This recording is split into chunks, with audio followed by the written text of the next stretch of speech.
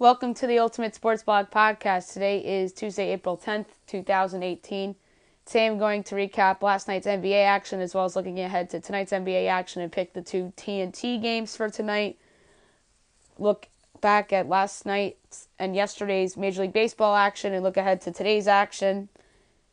A key player on one of baseball's best teams heads to the disabled list. NHL season awards and top 100 NHL trade value list. It's not necessarily a list of the top 100 players in the league. It's the top 100 players based on trade value, and I'm going to be doing that in all four leagues as the week goes on. NBA, last night, the Raptors defeated the Pistons 108-98 to improve to 59-22. Detroit drops to 38-43. Jonas Valanciunas put up 25 in the win. Luke Kennard put up 20 in defeat. Apparently, the owner of the Pistons spoke at halftime and made some interesting comments about Stan Van Gundy's future. And I personally think that Van Gundy is going to lose his job. The Nets defeated the Bulls 114-105 to improve to 28-53. Chicago drops to 27-54. Sean Kilpatrick put up 16 in the win. Or in defeat, and Alan Crabb put up 41 in the win as he put up 20 in the first quarter. The Cavaliers defeated the Knicks 123-109 as they improved to 15-31. New York drops to 28-53. Kevin Love put up 28 in the win. LeBron James had 26 points in the win as well. Michael Beasley put up 20 in defeat. Frank Ntilikina had a fine game for the Knicks, 18 points. 5 rebounds and 5 assists. The story here is that this could be Jeff Hornacek's final home game, or that could have been his final home game as Knicks head coach. There's already rumors that they're looking at candidates already. We'll get to that more on Thursday's podcast. The Thunder defeated the Heat 115-93 to improve to 47-34, and they clinched a playoff spot in the process, and Miami drops to 43-38. Paul George put up 27 in the win. Josh Richardson put up 18 in defeat. The Bucks defeated the Magic 102-86 to improve to 44-37. Orlando drops to 24-57.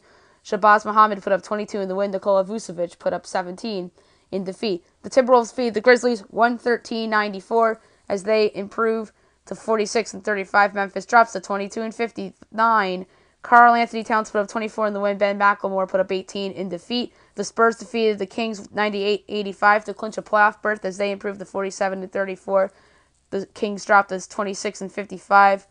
Rudy Gay put up 18 in the win. Willie Cauley-Stein put up 25 in defeat. The Nuggets defeated the Trailblazers 88-82 to keep their season alive as they improved to 46-35. Portland drops to 48-33. Will Barton put up 22 in the win. Damian Lillard put up 25 in defeat. And now tomorrow night is a big game, a play-in game essentially for the 8th spot in the Western Conference as the Timberwolves host the Nuggets. I'll pick that game on the podcast tomorrow. And I'm surprised that ESPN's not airing that game. The Pelicans defeated the Clippers 113-100. I had the Pelicans on the podcast. I was correct. That was an ESPN game last night as they clinched a playoff spot and improved to 47-34. The Clippers dropped to 42-39. Anthony Davis was just sensational in this game. He had a highlight dunk that was all over SportsCenter. He had 28 points in the win. Sindarius Thornwell put up 20 in defeat. Tonight's slate, you have a couple interesting ones. The Hornets at the Pacers. The Pacers are locked into that 3 spot. 76ers going for 15 in a row at Atlanta. The Celtics at the Wizards on TNT tonight. The Wizards want to play the Boston Celtics in the first round as they are a half game back of the Miami Heat. The Celtics aren't playing for much as they have the 2 spot locked up. Give me the Wizards to get an important win here to tie Miami in the loss column. So give me the Wizards at home. You have the Suns at the Mavericks, the Warriors at the Jazz. The Jazz are playing for home court advantage in the 3 seed in the first round. But if you're the Jazz, do you want to play the Warriors in round 2 who might not have Stephen Curry and take a chance that he doesn't come back for round 2, or do you want to play the Rockets, who have their 2-star players that don't have great playoff history? That's very interesting if you're the Jazz. And the nightcap of the TNT doubleheader is the Rockets at the Lakers. The Rockets have the 1 seed and everything locked up. I think there's a chance that Harden and Paul don't play, and I think there's a chance that they do play and they don't play as many minutes. So I'm going to take a shot here with the Lakers at home. It's their last home game. I don't think it's Luke Walton's last home game as Laker coach. I'd be surprised if he were let go. But give me the Lakers in front of their home crowd to get a win on their home court, as the Rockets aren't playing for much. The standings real quick. I'm just going to go 1 through 8 in every conference. Toronto's locked into the 1 seed. Boston's 2. Philly's a half game up on the Cavs for the 3 seed. I mentioned Cleveland, they're 4, obviously. Indiana's locked in the 5 at 48 and 33. Milwaukee's in the 6th spot right now. Miami's a game back of them in the 7th spot. And Washington is a half game back of Miami for the 7th spot.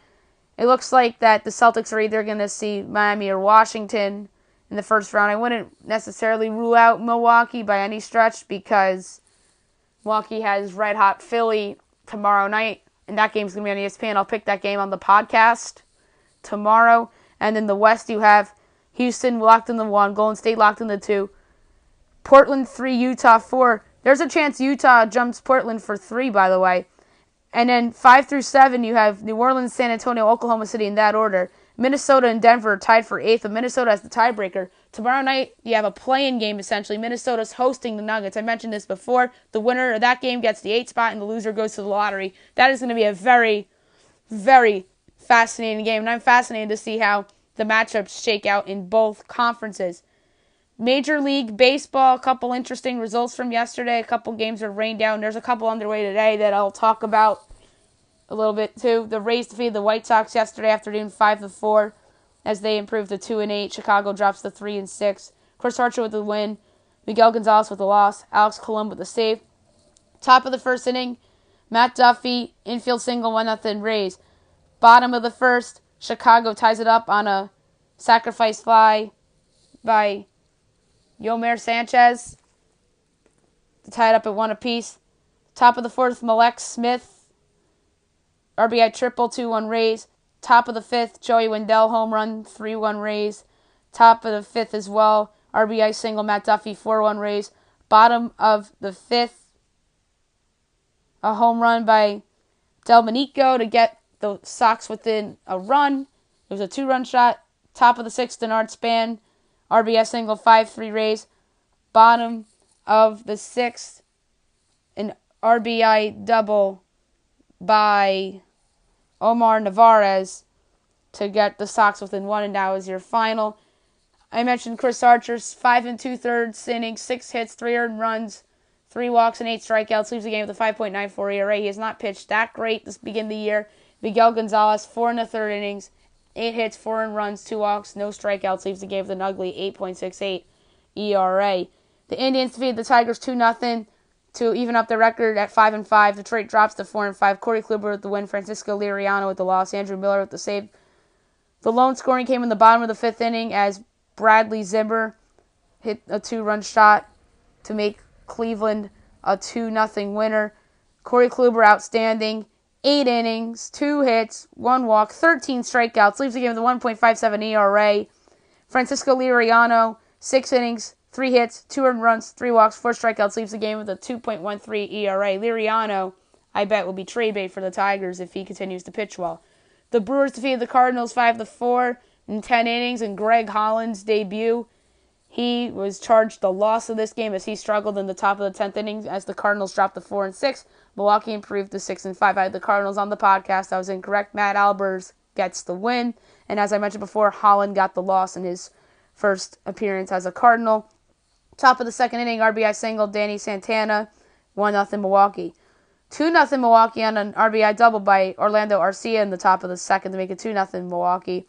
Bottom of the 3rd, the Cardinals get on the board with an RBI single by Dexter Fowler to make it a 1-run game. Bottom of the 3rd, 2-run single, Marcelo Ozuna to make it 3-2 Cards to give them the lead. Milwaukee gets the lead back in the top of the 4th on an RBI single by Manny Pena to make it 4-3 Brewers.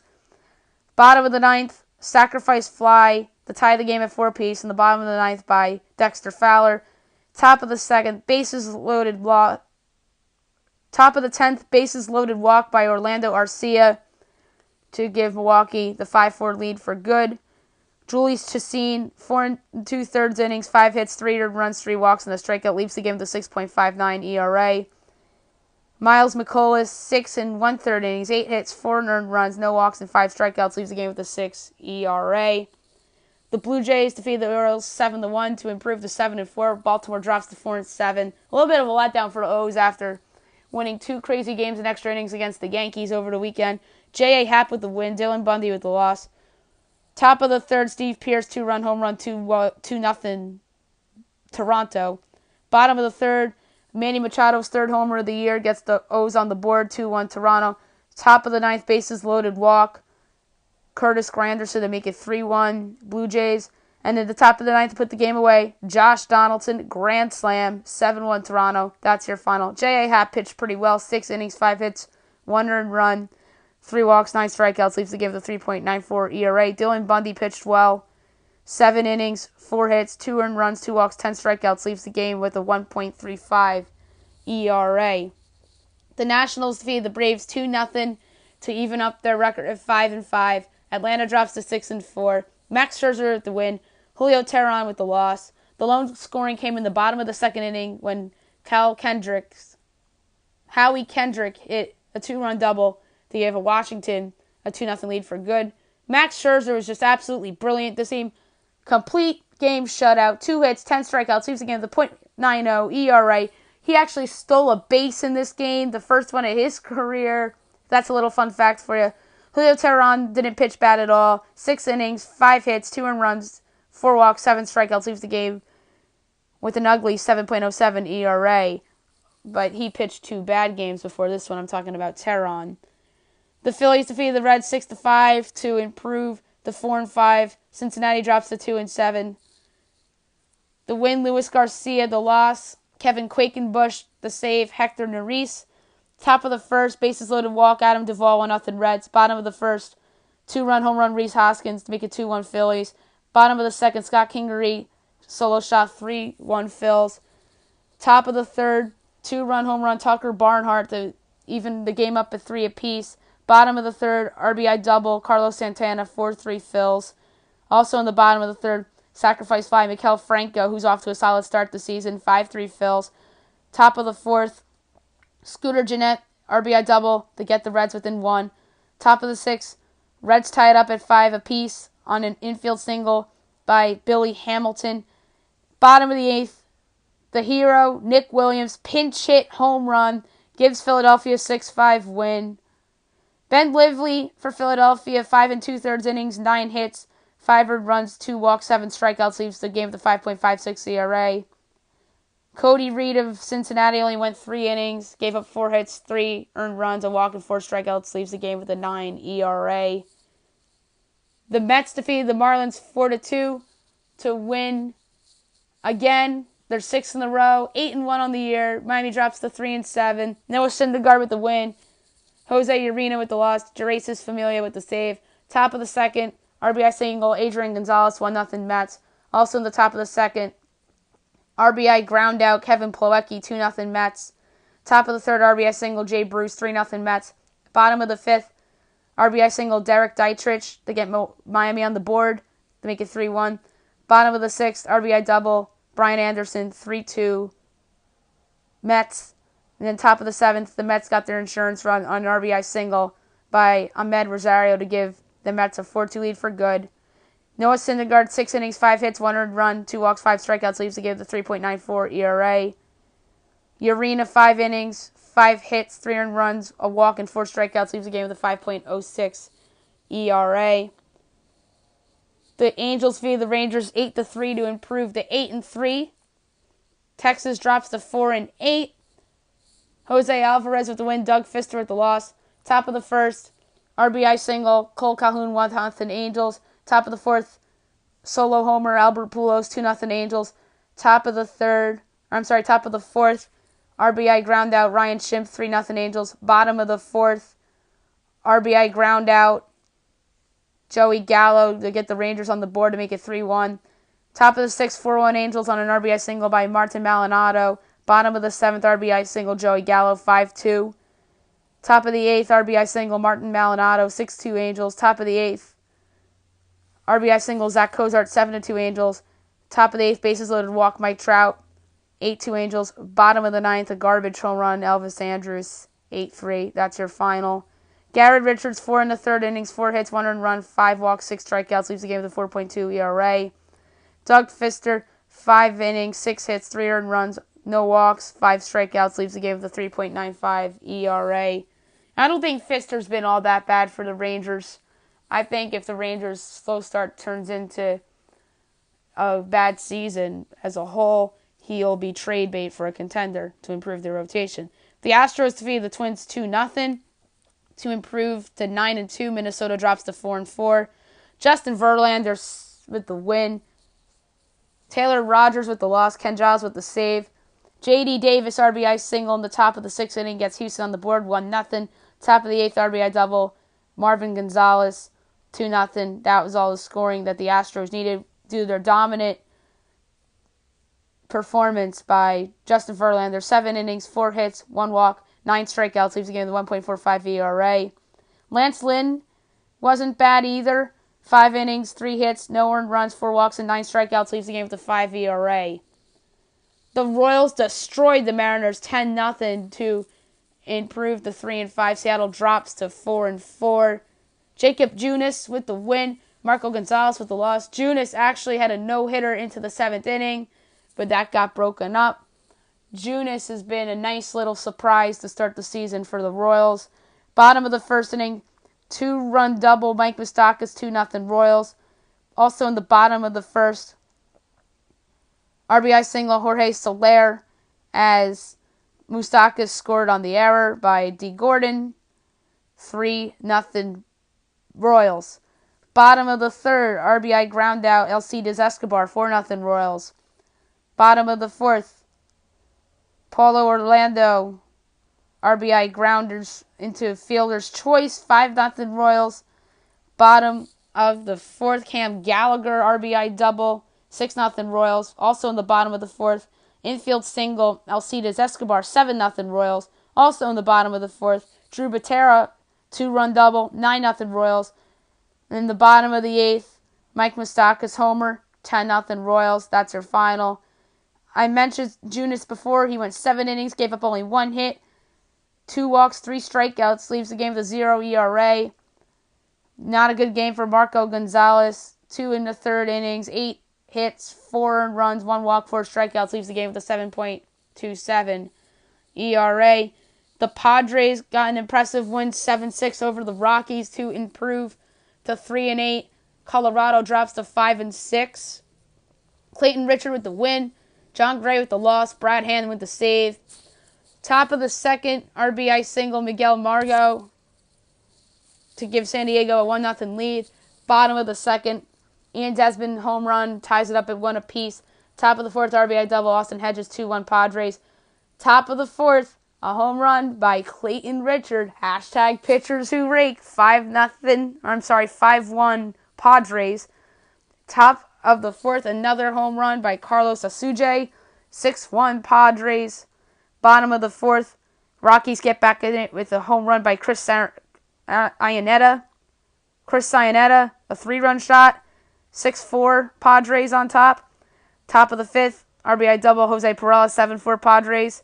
Bottom of the 6th, Rockies get within 1 on a 2-run home run by Carlos Gonzalez to make it a 7-6 ball game, and that was your final.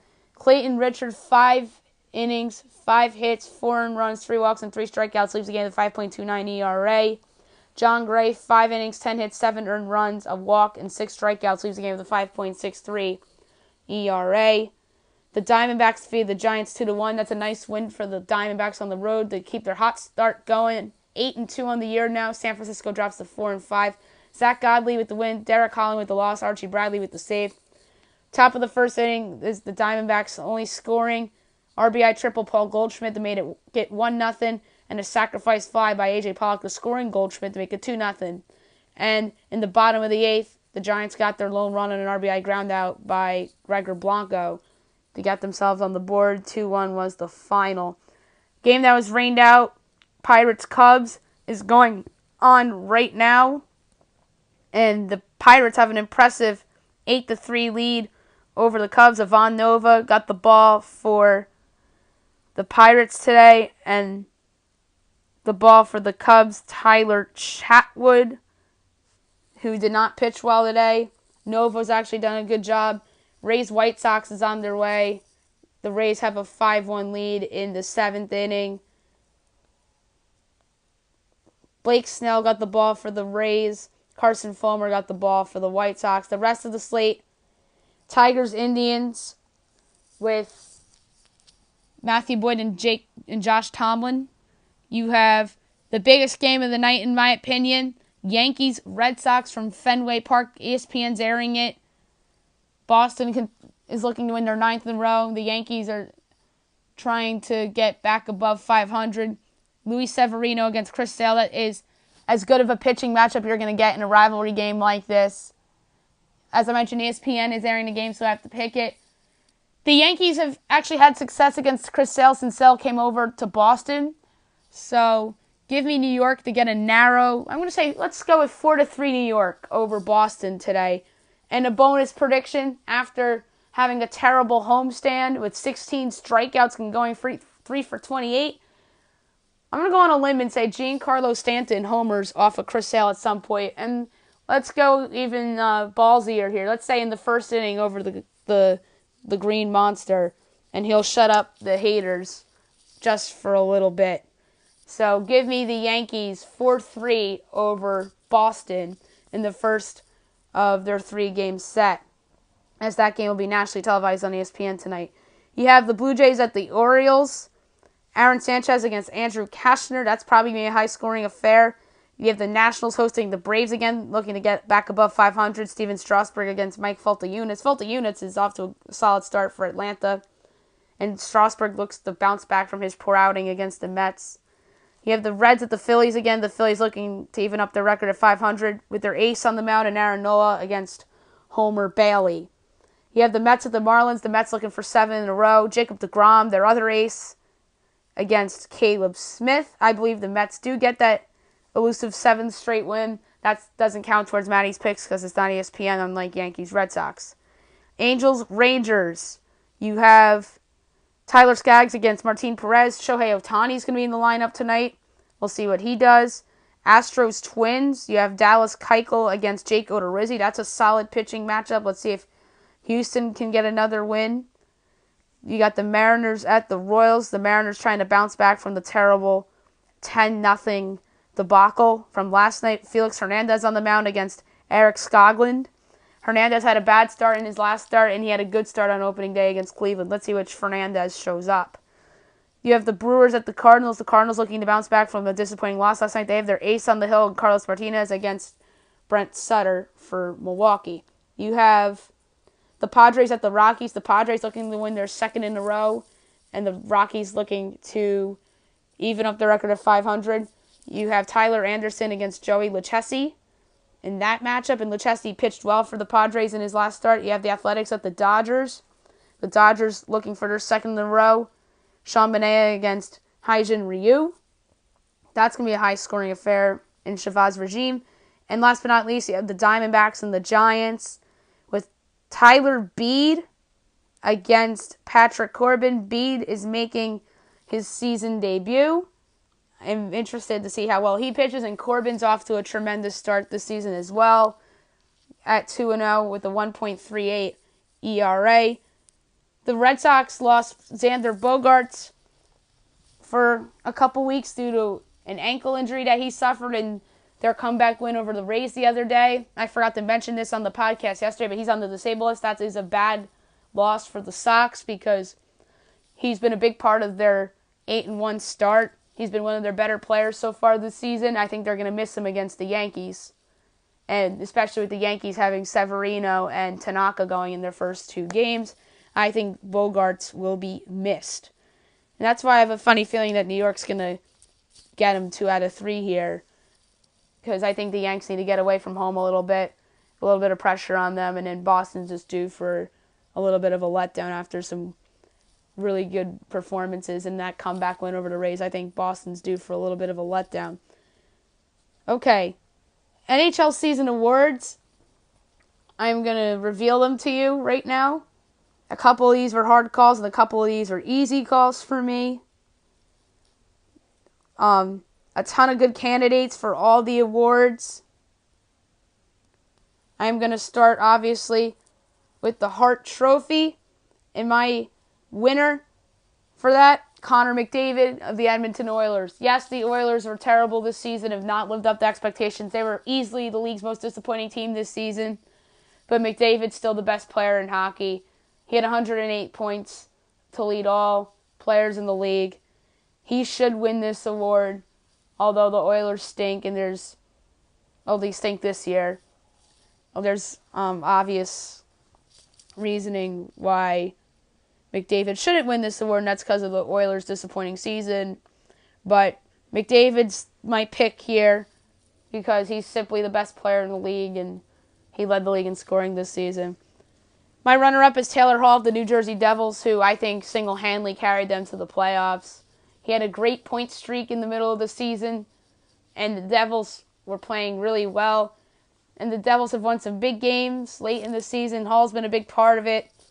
And then my rest of the ballot, Nathan MacKinnon of the Avalanche. He's helped the Avs go from worst to the playoffs, too. You have Alex Ovechkin is my number 4, as he led the league in goals again. Nikita Kucherov has been Tampa Bay's best player this season, and they're the 1 seed in the East this year. Yes, Evgeny Malkin's number 6 on my list. Malkin led the Pens in scoring this year, and he deserves a lot of credit. 7, Claude Giroux, who led the Flyers back into the postseason, 100-point year for him. 8, Eric Staal, the Minnesota Wild, who has been their best forward this season. He had a good year for them last year. New York just wasn't his spot. I remember when Carolina traded him to New York, he was a bust with the Rangers, and then he signed with the Wild in free agency, and he's been one of the better free agent signings for the Wild, and he deserves credit for their success this season. Number 9, William Karlsson of the Vegas Golden Knights. He led the Knights in points this year, and they're in the playoffs in their inaugural year. This has been a breakout year for Karlsson, so he deserves credit. And number 10, Blake Wheeler of the Winnipeg Jets. The Jets have had a nice turnaround from the lottery to the playoffs. Although Patrick Laine is their best player, Blake Wheeler led them in points this season, and he belongs in this conversation. Laine is obviously an honorable mention for the Hart, as well as Sidney Crosby. My Vezina Award, Pekka Rinne of the Nashville Predators. Rinne's the goalie on the best team in the league. Rinne's been outstanding this season, especially of late. It's helped them reach the President's Trophy and obviously the 1 seed in the Western Conference. He's been helped by a great defense, but Rinne still deserves a ton of credit. 2, Andrei Vasilevsky of the Tampa Bay Lightning. Vasilevsky had a rough go in March a little bit, but he still belongs here. He helped the Lightning get to the 1 seed in the Eastern Conference, so he's my runner-up to Rinne. John Gibson, number 3, he's helped the Ducks get to the playoffs as he's one of the leaders in goals against average this season. Number 4, Sergei Bobrovsky. If not for him, Columbus probably is in the lottery. They had the 10-game win streak earlier in the month, or in March, I should say. Bobrovsky deserves a ton of credit. 5, this is a bit of a surprise. Connor Hellebuyck of the Winnipeg Jets.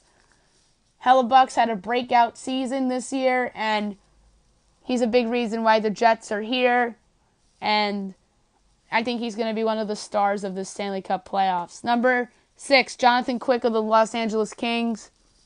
The Kings are back into the playoffs after a 1-year absence. Quick's had a nice bounce back after the injury he suffered. 7, Devin Dubnyk, Minnesota Wild. Dubnyk is a huge hero of the Wild and that team, and he's been one of the better goalies in the league the last few seasons. 8, Roberto Luongo of the Florida Panthers. He deserves a ton of credit for keeping that Panthers team in the race.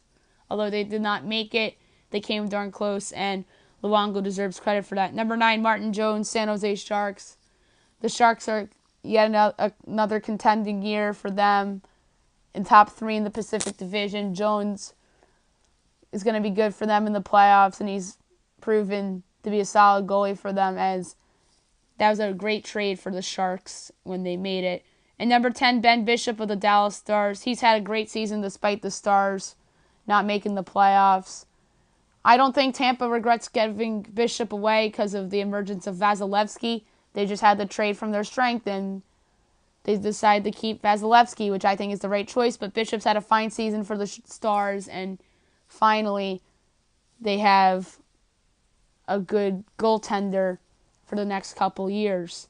The Norris Trophy. 1, Victor Hedman, Tampa Bay Lightning. The Lightning have been the best team in the East all season. Hedman has been the best defenseman on that team and in the Eastern Conference all season, and he deserves a ton of credit for the Lightning's success. 2, Drew Doughty. Doughty's had another incredible season. He's won plenty of Norris trophies in the past, and he's my runner-up. 3, John Carlson, Washington Capitals. Carlson's had a breakout year for the Caps. He arguably should be the runner-up, but I'm putting him third on this list. And he's helped that Caps defense big time this season and has emerged as their number one guy on defense. Number 4, PK Subban of the Nashville Predators. Montreal's going to regret trading him forever and ever and ever, as he's been just outstanding on the best team in hockey. Number 5 is his line mate, Roman Josi. Josi's going to be a star in this league for years to come, and he's only going to get better. 6, John Klingenberg of the Dallas Stars. Klingenberg's had a breakout year 2 years ago, and he has backed that up with 2 solid seasons in a row after that. Klingenberg's young, and he's going to be one of the better defensemen in the league for years to come. 7, Brett Burns. Burns is aging, but he's still one of the better offensive defensemen in the league. He's on the Sharks' top pairing still, and he's going to help them in the playoffs. 8, Seth Jones of Columbus. Jones has quietly been one of the more improved defensemen in the league. Even though there's a consensus that Nashville won the Ryan Johansson trade, I think Columbus made out well here by acquiring Jones, who's their top defenseman and will be for years to come.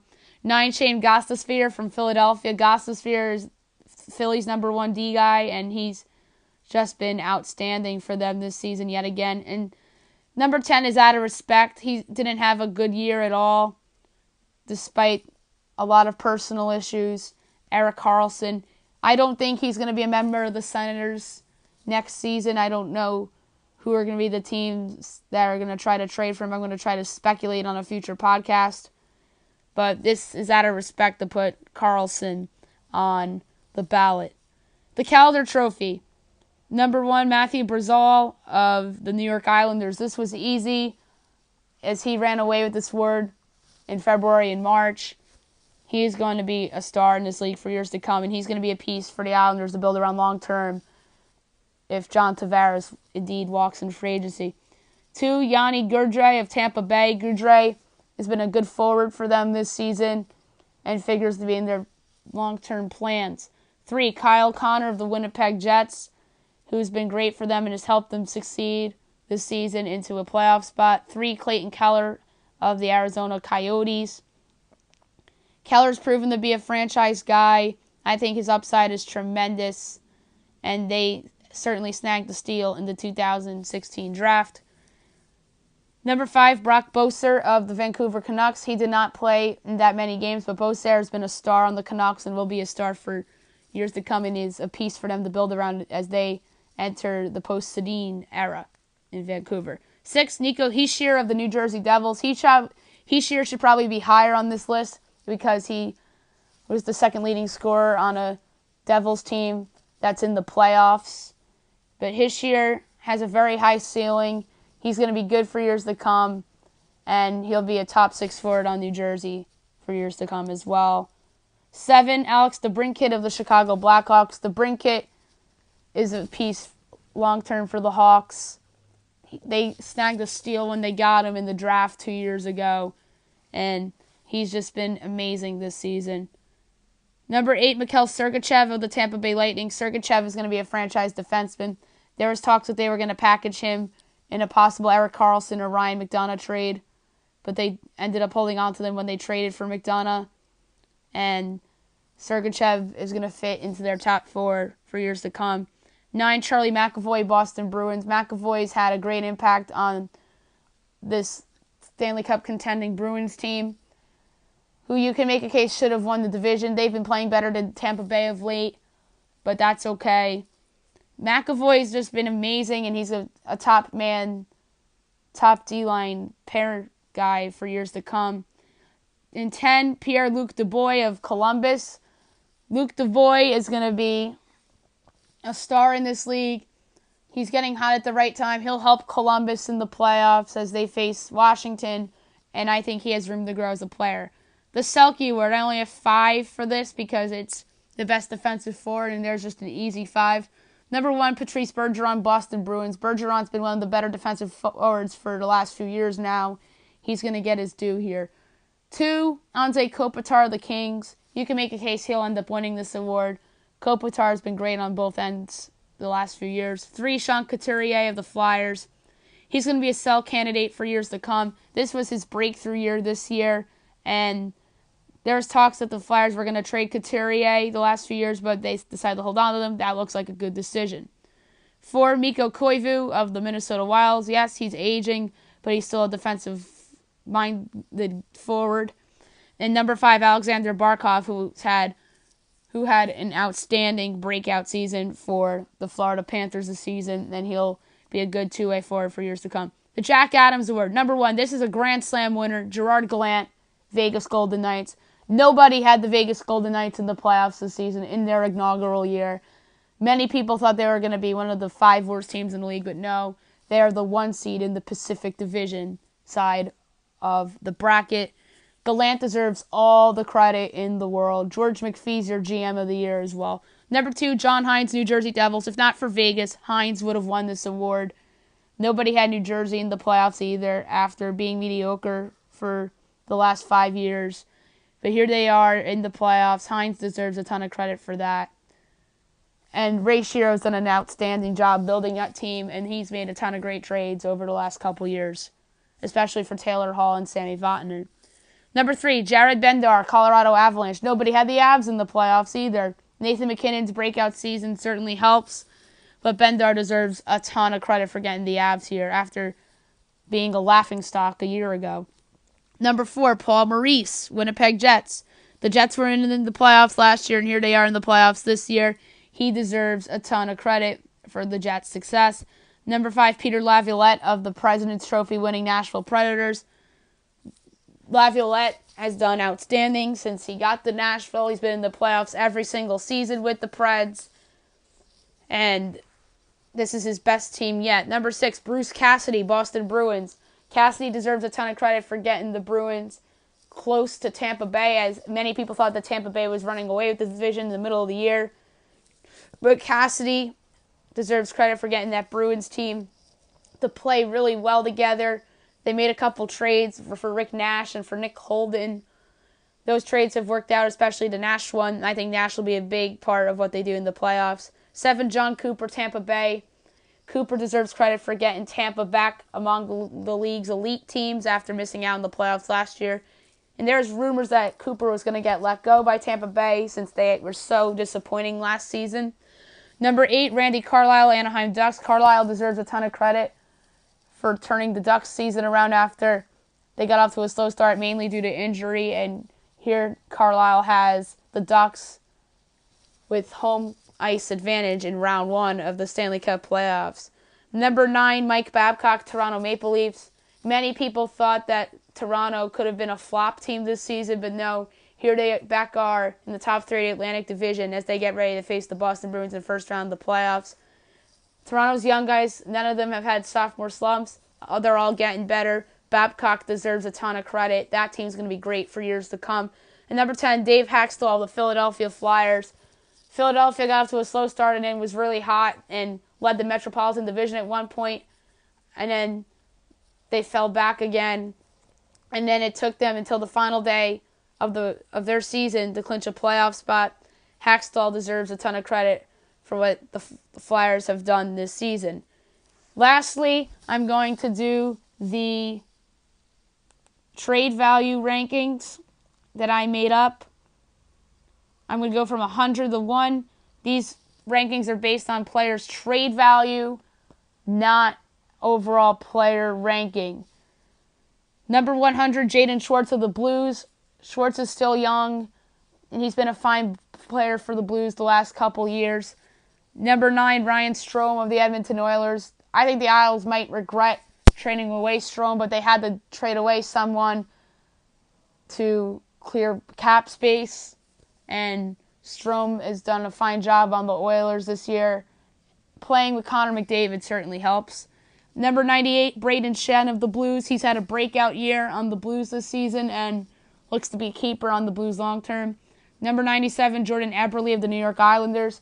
He was in the trade with Strome, and Eberle had a fine year on the Islanders this season. Number 96, Derek Stepan of the Arizona Coyotes.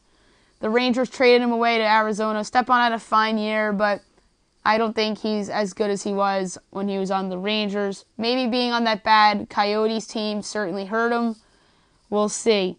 Number 95, Ryan McDonough of the Tampa Bay Lightning. The Rangers traded him to Tampa in February, and McDonough didn't play in that many games but has done well. I think he'll be a big part of Tampa's playoff push, as he will likely be playing along with Anton Stroman and Victor Hedman, and that will help McDonough greatly.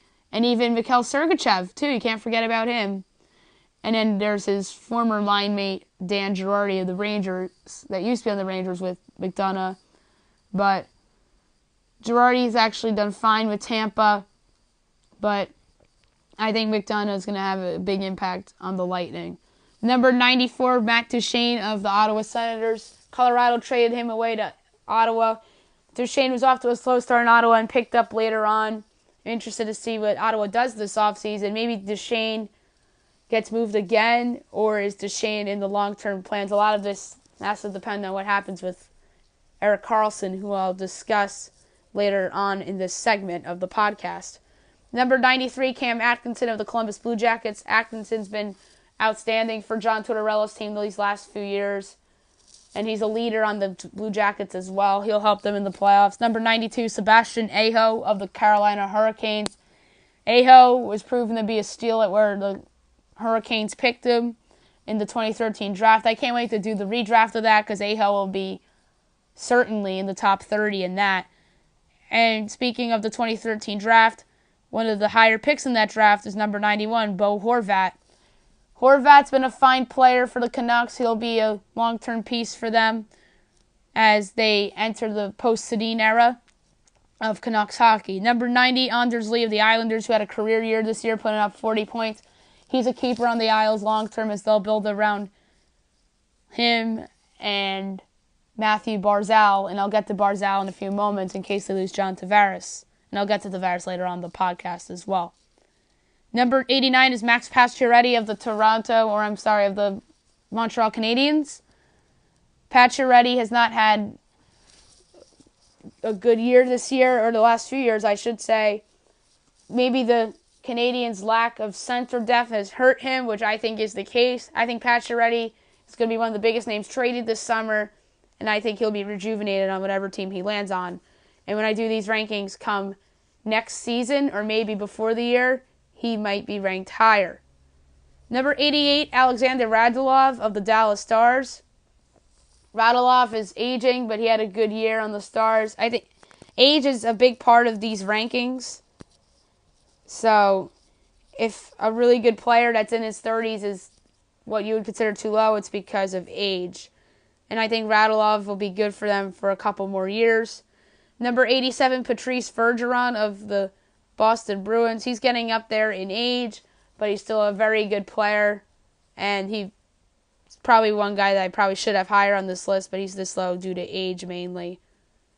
And part of these rankings is that I evaluate your future and what kind of player you are going to be in the next 2 to 5 years, your upside, your age. Contracts don't matter to me, really. But those things I mentioned before are what I value in these rankings. And now that's going to be the same when I do baseball and football and basketball as well. Number 86, and 85, two guys that are teammates, Corey Perry and Ryan Getzlaf of the Anaheim Ducks. These guys have been teammates forever. They're still really good players. Because of age, they're just slow. But they're going to help the Ducks go on a good playoff run for sure this season. Number 84, Evgeny Malkin of the Penguins. He probably shouldn't be this low after I put him in my top 10 for the Hart Trophy. But age mainly is why he's this low. And this could be the last great year of his career as he gets a little older. 83, this is probably just judging him on this season only. But I just have a feeling that this guy isn't really going to be the same for much longer. And that's Jonathan Toews of the Chicago Blackhawks. He had a very bad year, like his team. But he's still a very good player. And maybe there's like an injury to him or something. But Toews is 83. And I'll get to his teammate Patrick Kane later on in this segment of the podcast. Number 82, Blake Wheeler of the Winnipeg Jets, who I have as a Hart Trophy candidate. But Wheeler is on the wrong side of 30. And the Jets should be thrilled that he's giving him this production right now. Number 81 and 80 are teammates, and that's Morgan Riley and Jake Gardiner of the Toronto Maple Leafs. I think that both of these guys still have good years left in them, but they are defensemen, and maybe Toronto looks at them as 3 and 4 guys long term as they try to upgrade potentially in the summer. We'll see, but I like these guys, and they're probably too low for the rankings because I just think there's 79 other guys with more upside than those two. And number 79 is a guy that was a high draft pick and I think is going to be a star in the league, and that's Noah Hannafin of the Carolina Hurricanes. He's shown so much potential, and I think next year could be the breakout year for Hannafin. Number 78, Jacob Voracek of the Flyers, who had an outstanding season this season and helped the Flyers get to the playoffs. And I'm curious to see if he keeps up this great production over the next 2 to 5 years. Number 77 is a Calder Trophy finalist, potentially, in Brock Boeser of the Vancouver Canucks. As I mentioned with Horvat, Boeser is going to be a building block for them too, and as they enter a new era of hockey there in Vancouver. Number 76, Alex DeBrincat of the Chicago Blackhawks. He arguably should be higher on this list, but he's not. He's at 76, and I think he'll be higher in the next couple years. He had a great rookie year, and I think he's a long-term piece for the Hawks. 75, Jesse Puljujarvi of the Edmonton Oilers. Puljujarvi is a long-term piece for Edmonton, and I think that he'll be good for years to come. Number 74, Matthew Barzal of the Islanders. Barzal is the runaway favorite for the Calder Award as he just absolutely dominated this year, led the Islanders in scoring. And I mentioned this with Anders Lee. I think Barzal's a long-term Islanders piece as well. 73, you have Nico Hischier of the New Jersey Devils. I mentioned Hischier when we did the Calder Trophy candidate list. I think he's a long-term piece for New Jersey. He's going to slide right in behind Taylor Hall as their second-line center. And I think Hischier has room to grow as a player. 72, Jason Zucker of the Minnesota Wild.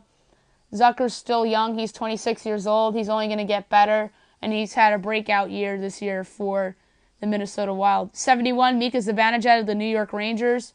I think he would have had better numbers this season if he wasn't hurt for a lot of the season. And I think Zibanejad has great upside. I think the Senators are going to regret trading Zibanejad. Number 70, Mikael Granlund of the Minnesota Wild. He's still very young, and I think he's only going to get better as he'll help the Wild along with Zucker in the playoffs. Number 69, Alex Pietrangelo of the St. Louis Blues. He's been one of the better defensemen in the league the last 5 to 6 years. He's 28 years old. He's always in the conversation for the Norris Trophy, but he didn't have that great of a year this year. I believe he missed some time this year, and I think he's going to be really good next year as the Blues look to get back in the playoff picture with some young guys coming up next year and some bounce back potential with some players. Number 68, William Karlsson of the Vegas Golden Knights. My question is this a fluke or is this who Karlsson is? Karlsson led the Golden Knights in scoring. He'll certainly be a factor for them in the playoffs. And did Columbus really regret trading him to the Golden Knights, or his rights away, I should say? Number 67, Ryan Nugent-Hopkins of the Edmonton Oilers. He should probably be higher on this list as Nugent-Hopkins had a good second half of the season. He's probably going to be trade bait for the Oilers as they look to improve their defense. Number 66, Olivier Ekman-Larsson. Ekman-Larsson's a very underrated player because he's stuck on that bad Coyotes team. But I really think Ekman-Larsson has a ton of upside with the Coyotes for years to come. And we'll see if he's possible trade bait this summer as well. Number 65, Tyler Toffoli of the Los Angeles Kings. Toffoli's been really good these last few years for the Kings as he's emerged as a point producer for them. He'll be a big factor for them in the playoffs as well. 64, Chris Kreider of the New York Rangers. If Kreider didn't miss time this season, maybe the Rangers are in the playoffs instead of the Devils. But Kreider did miss some time, and the Rangers had their sell-off that they said goodbye to some veterans and brought in some young blood. They got rid of Alain Vigneault. Kreider, after he came back from his injury, was just fantastic for the Rangers, as the best I've ever seen him play hockey. I expect him to have a monster season next year, and I think he'll be higher on this list eventually. Number 63, Ryan O'Reilly of the Buffalo Sabres. O'Reilly's just been tremendous. He was a great acquisition for the Sabres when they traded for him.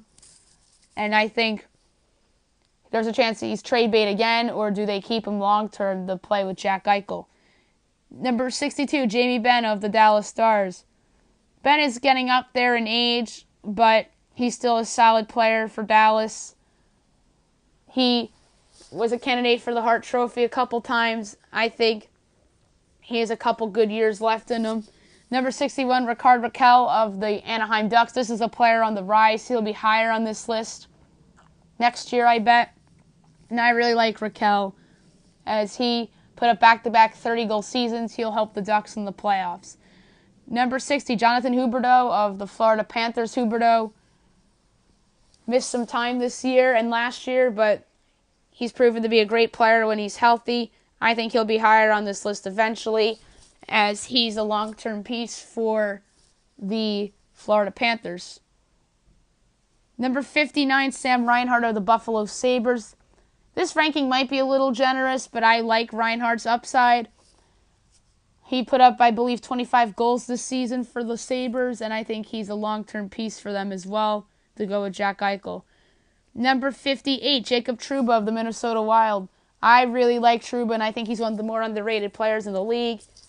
He's on a really good defense with the Wild, and he'll help them in the playoffs this year as well.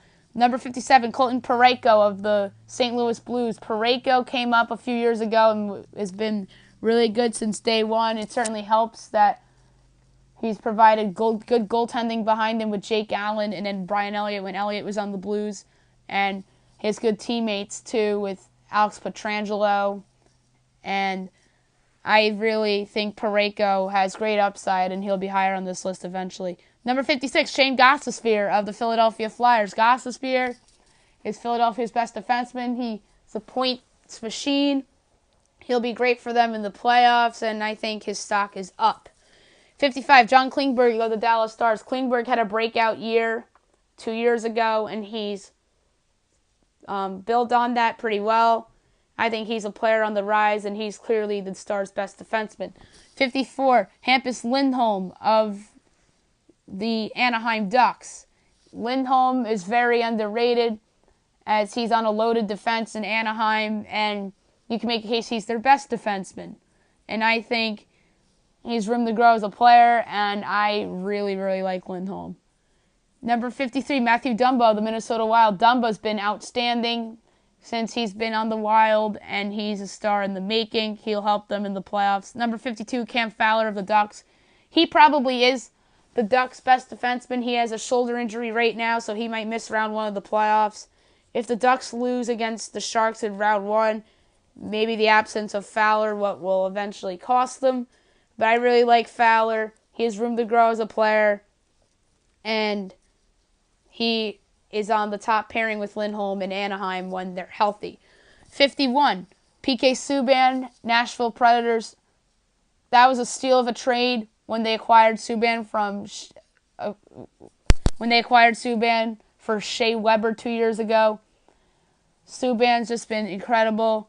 He's a fun player to watch. He's a great teammate. He's on that top pairing with Roman Josi, and I'll get to Josi later on in this segment of the podcast, but Subban's just been tremendous, and he's obviously a candidate for the Norris Trophy as well. Number 50, Sergei Bobrovsky of the Columbus Blue Jackets. He's been a Vezina candidate since he's been with the Blue Jackets. I'm sure the Flyers regret trading him to this day. Bobrovsky's so good. He's carried the Jackets by himself a ton of times when they would struggle on offense, and he's made their defense look really good, although the Jackets have a couple solid defensemen. But Bobrovsky's a keeper, and he's been a big asset for John Tortorella and the Jackets. Number 49, Devin Dubnyk, Minnesota Wild. Dubnyk's the unsung hero of this Wild team, as he's a very underrated goalie in this league, and he'll help them in the playoffs as he's very capable of stealing games and can potentially steal the series against the Winnipeg Jets, who don't have that much playoff experience. Speaking of the Winnipeg Jets, number 48 is Connor Hellebuyck. And Hellebuyck has been one of the breakout goalies this year. He's a Vezina candidate, and he'll be a Vezina candidate for years to come. I remember when he was a prospect and he was a little overhyped, but he's lived up to that hype really well this year, and he's a franchise goalie for them for years to come as they'll build around him and Patrick Laine and that team for years to come, as I really like Hellebuyck's game. 47, Dougie Hamilton, Calgary Flames. I thought the Bruins were going to regret trading away Hamilton, but they have enough defense depth that they could afford to get rid of somebody, and that was Hamilton. Hamilton's been a big asset for the Flames and has helped out Mark Giordano, who's aging. There's talks that Hamilton might be trade bait this summer for the Flames with his big contract, and we'll see if that's the case. But still, he's still a very good player. 46, somebody that could have been Hamilton's teammate had he stayed in Boston, and that's Charlie McAvoy. I think McAvoy is just amazing. He's on the top pairing with Zdeno Chara and was a great piece for them in the playoffs last year, although they did lose to Ottawa. He'll be a big help for them this year as he's a candidate for the Calder Trophy. 45, Seth Jones of the Columbus Blue Jackets. Nashville does not regret this trade, even though Jones has had a big breakout this year for the Jackets because the Preds have a ton of defense depth. But Jones has just been outstanding. He's clearly the Blue Jackets' best defenseman. He's been great for John Tortorella's team as he'll help them in the playoffs. Number 44, Clayton Keller of the Coyotes. Keller has proven to be a guy that you can build around. He's perhaps a franchise guy. He was a steal at where the Coyotes took him. He's a candidate for the Calder as well, though he's not going to win it. I really like Keller's game. He led the Coyotes in scoring. He'll lead the Coyotes in scoring for years to come as he's a keeper on that rebuilding Coyotes team. Number 43, Braden Point, Tampa Bay Lightning. This is a generous ranking for me. I think it's generous because Point is on the league's, arguably the league's best team in the Tampa Bay Lightning. Certainly the best team in the East. Point's had a breakout year this year for the Bolts as he's been playing with Nikita Kucherov and Steven Stamkos. And Point's a keeper. There were rumors that they were going to package Point in the Ryan McDonagh deal, but they did not do that, and that turned out to be a pretty good decision for them. Number 42, William Nylander, Toronto Maple Leafs. And number 41 is his teammate, Mitch Marner. These two guys are going to be benefiting from playing with Austin Matthews for the next decade or so, and I really like these guys. These guys had great seasons and will help the Maple Leafs in the playoffs.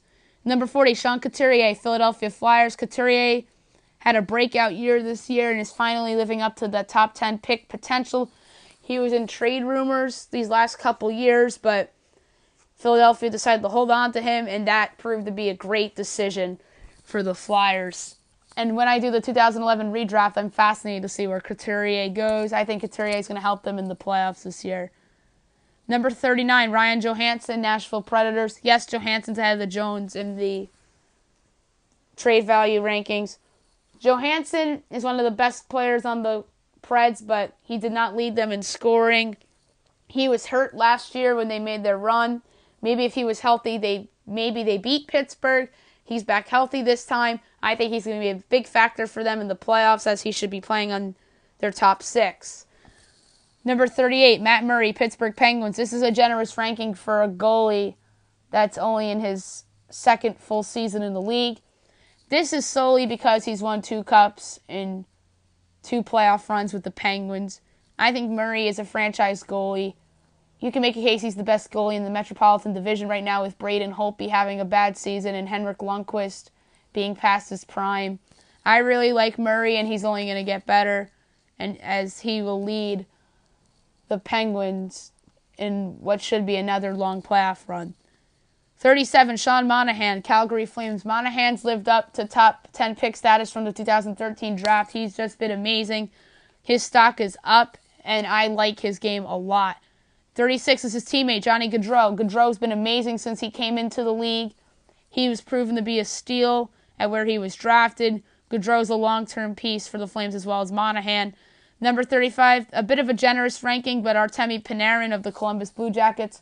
He got off to a bit of a slow start this season, and then he got hot as the Blue Jackets went on their winning streak. I love Panarin. He was great as a Blackhawk. I think the Blackhawks are going to regret trading him, as the Blackhawks are potentially entering a rebuild, and he'll be a great piece for the Blue Jackets long term. 34, Mikhail Sergachev, Tampa Bay Lightning. This is a bit of a generous ranking for a rookie, but I really love Sergachev and his upside. There's a reason why he wasn't packaged in the Ryan McDonagh trade. I really love Sergachev. Montreal's going to regret trading away Sergachev. He's going to be a big factor for them. It should be playing with Ryan McDonagh or Victor Hedman come playoff time. Number 33, David Pastrnak, Boston Bruins. A bit of a generous ranking for a guy that just broke out last year, but he followed it up with another good year this year. He's in the Bruins' top 6, and I really like Pasternak's game. He hit the 30-goal mark back-to-back years. He's a long-term piece for Boston going forward. 32, his teammate, Brad Marchand. Marchand's been the Bruins' best player this season, perhaps, and he'll help them in the playoff run, as he is also a long-term piece for them as well, although he's been there for a long time. Marchand I'm talking about, and he's won a cup with the Bruins as well. 31, Matthew Tkachuk, Calgary Flames. Tkachuk's also a long-term piece for the Flames to go with Gaudreau and Monahan. Tkachuk was great this year, one of the better players in his draft class, and I like him really much to improve his game, as he has room to grow as a player. 30, Andrei Vasilevskiy, Tampa Bay Lightning. Vasilevsky's probably the highest-ranked goalie on this list. Vasilevskiy, I remember when he came in the Stanley Cup final against the Blackhawks, he did pretty good. And then Tampa realized that they were out of the race last year, so they traded away Bishop and gave Vasilevskiy the job full-time, and Vasilevsky's lived up to the hype. And you can make a case he's the best goalie in the league right now. I love Vasilevskiy, and he's only going to get better, as he'll help lead the Bolts in their what should be a long playoff run for them. 29, Pierre-Luc Dubois, Columbus Blue Jackets. This ranking, I admit right now, is very generous for a guy that's a rookie. I like Luc Dubois, and his game is trending upward. He'll help the Blue Jackets in the playoffs. 28, Tyler Seguin, Dallas Stars. This is a trade that I thought the Bruins were going to regret, but right now, maybe not so, because the emergence of Marchand and Patrice Bergeron still has a good game, and as well as the emergence of David Pastrnak, but Sagan has just been amazing as a Dallas Star. He still can score, and he will be on the Stars for the next couple years, I guess. Number 27, bit of a generous ranking, I'll admit that, but I really like the upside of this player. Gabriel Landeskog of the Colorado Avalanche. He's had a breakout year this year with playing alongside Nate McKinnon, as Landeskog will be a big factor in what the Avs can do if they want to try to upset the Nashville Predators. I think Landeskog's a keeper long-term for the Avs as his game is improving. 26, Victor Evridson, Nashville Predators. Evridson had a breakout year last year. He's followed it up with another great year this year. He's playing on the top line in Nashville. He'll be a big part of what the Preds do in the playoffs. 25, Drew Doughty, Los Angeles Kings. Doughty's been one of the best defensemen in the league the last couple years. 2 Stanley Cups. He's a candidate for the Norris Trophy again this year. He's going to be a big part of what the Kings do, not just in the playoffs this year, but long-term, as he's still very young. 24, Roman Josi, Nashville Predators. I think Josi's the best defenseman on the Preds. A lot of people think it's Sabin, but I think it's Josi. I think Josi's amazing.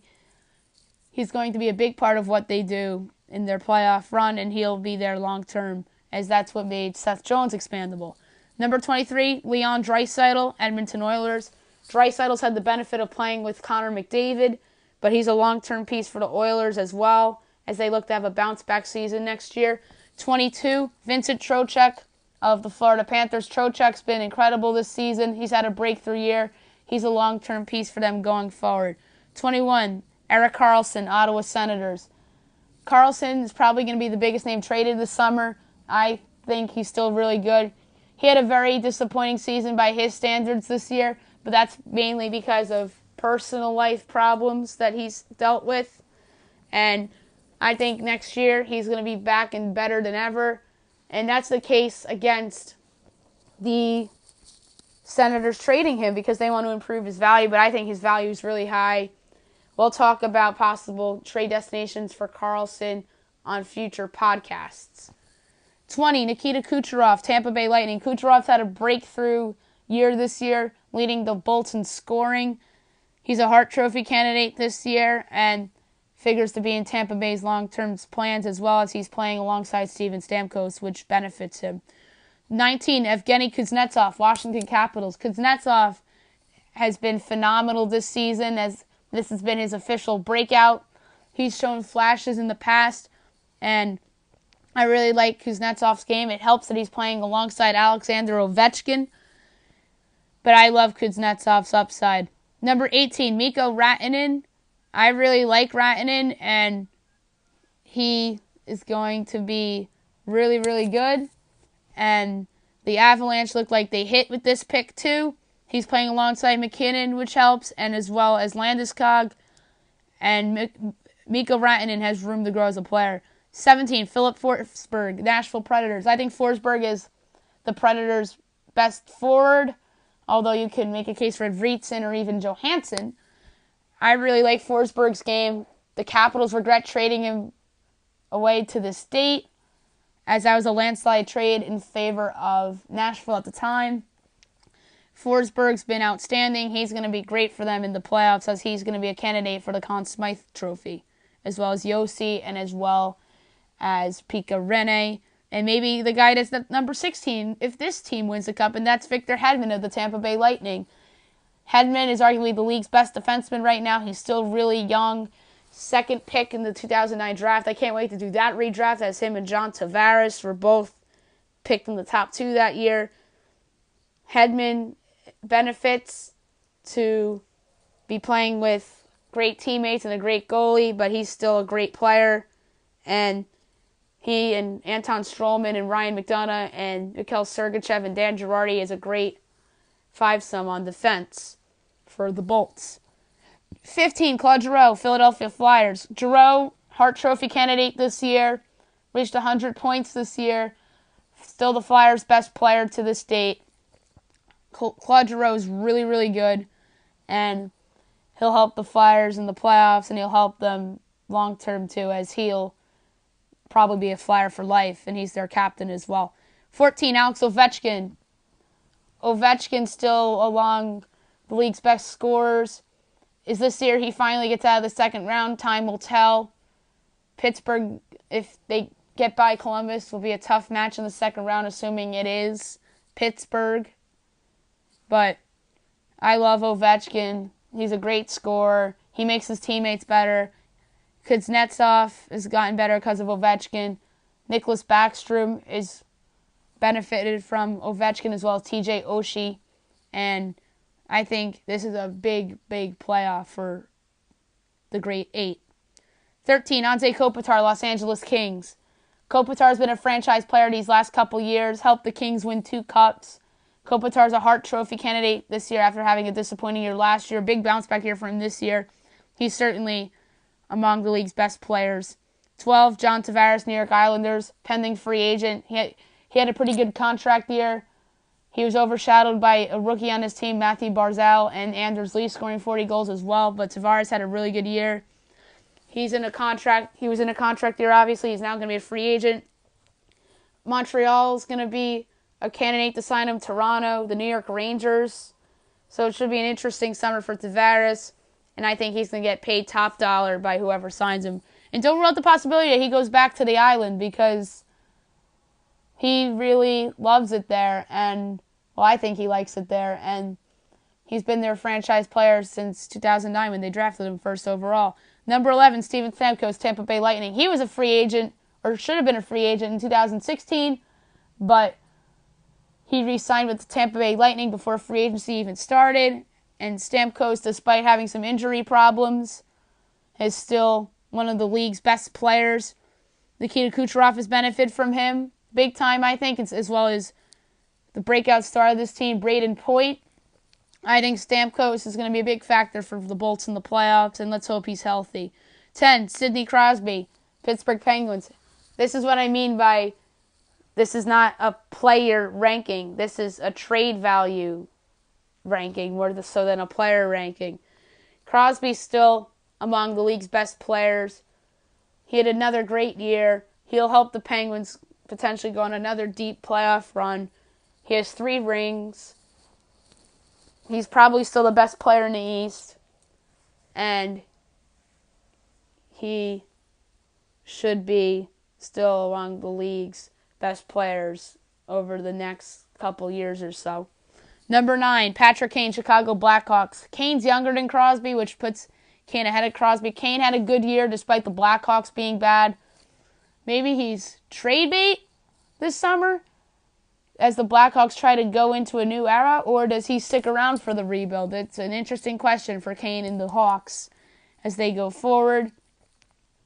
Number 8, Taylor Hall, New Jersey Devils. Hall finally had the breakthrough season that the Oilers were looking for years ago. He's finally living up to the number 1 pick of the 2010 draft status, as Hall single-handedly put the Devils in this spot, in my opinion. Number 7, Alexander Barkov, Florida Panthers. Barkov's had a breakout season for the Panthers, who barely missed the playoffs. I think this was no fluke for Barkov, as he's going to be one of the best players in the league for years to come. 6, Jack Eichel, Buffalo Sabres. I think Eichel's game is trending up, even though he's missed a lot of games due to injury. But if he's healthy, he's capable of putting up a 100-point season. He's a franchise player, and the Sabres should be happy that he's signed long-term. 5, Nathan MacKinnon, Colorado Avalanche.